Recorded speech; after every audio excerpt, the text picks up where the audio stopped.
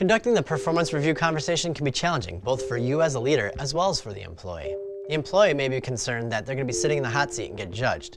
They might also worry about how the performance appraisal could affect the potential for them to get a raise. You might be concerned that your feedback can cause them to get emotional or defensive or even argumentative.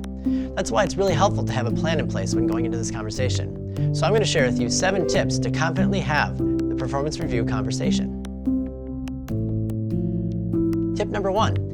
Don't ad lib. Use the forms that have been provided by your company for the performance review conversation. Number 2, make sure your employee gets to prepare the exact same forms so that you can be on the same page and there's no surprises for them. You don't want them to be frustrated when suddenly they feel like they're being judged for something that they just weren't expecting.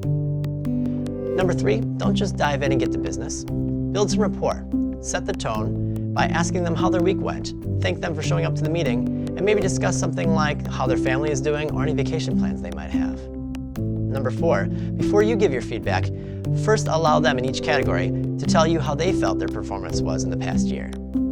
Tell them where you agreed with their performance opinions, and then tell them where you may have differed. This is an important phrase. Instead of saying disagree or allowing room for any kind of argument, just say, I appreciate your feedback on that. I would agree you did a great job with X, Y, and Z. Where my opinion differs a bit is, and then give the example.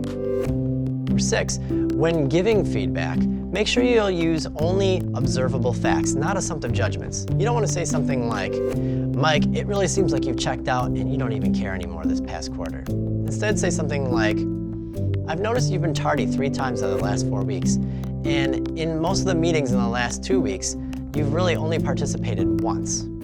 What can you tell me about this?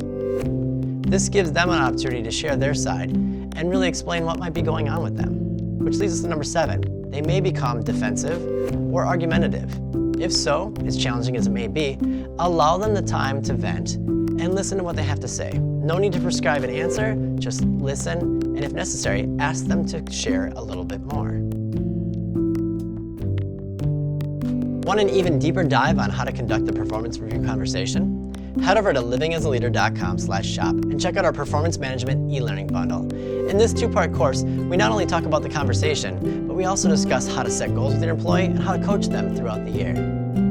For even more tips like this, subscribe to our YouTube channel or go to livingasaleader.com and subscribe to our blog. Thanks for watching.